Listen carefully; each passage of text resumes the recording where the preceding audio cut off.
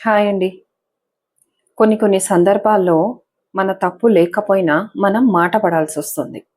అలాంటప్పుడు ఉన్న సిట్యుయేషన్‌ని పూర్తిగా చెప్పలేం. తప్పు నాది అని అంగీకరించను లేం. అలాంటప్పుడు ఏం చేయాలి? కొంచెం తెలివిగా చెప్పడం నేర్చుకోవాలి. ఎట్లాగా? ఒకసారి ఒకతను ఒక ఇంటర్వ్యూకి వెళ్తున్నాడు. పొద్దున్నే బయలుదేరాడు.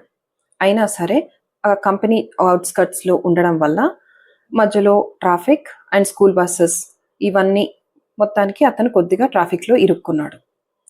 ఎట్ ద సేమ్ టైమ్ ఇతనున్న ఆటో ముందు ఒక అంబులెన్స్ కూడా అట్లాగే ఆగి ఉంది. So finally he reached the company. ఒక 5 మినిట్స్ లేట్‌తో హీ రీచ్డ్. హెచ్ఆర్ ఇట్లానే చూసింది. ఇంటర్వ్యూ ఉన్నప్పుడు టైంకి రావాలి కదా అన్నట్టు చూసింది. ఇతను అదేం పట్టించుకోకుండా అప్లికేషన్ ఫామ్ ఫిల్ చేసి కూర్చున్నాడు. అందరినీ పిలుస్తూ ఇతన్ని కూడా పిలిచారు. సో ఇతను వెళ్ళిన ఇంటర్వ్యూ రూమ్లో ఒక ప్యానెల్. ఒకళ్ళిద్దరు క్వశ్చన్స్ అడిగారు. ఇతను బాగా చెప్పాడు. హెచ్ఆర్ వంతు వచ్చింది. హెచ్ఆర్ అడిగిన first question, why were you delay? మీకు ఇంటర్వ్యూ ఉందని తెలుసు కదా, వై వేర్ యూ డిలే? అతనేం చెప్పాడు, yes ma'am I'm happy with the delay అన్నాడు. What, you are happy with the delay? Yes ma'am I'm happy with the delay.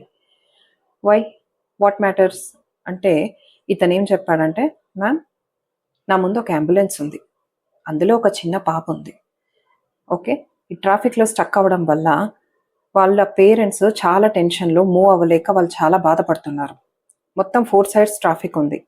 So ఒక సందు నుంచి వెళ్ళమని I guided them and that family is very new to the city. So అతను మొత్తానికి అట్లా guide చేయడం వల్ల కొద్దిగా నేను డిలే అయ్యాను అన్నట్టుగా చెప్పాడు. So the HR got a bit impressed.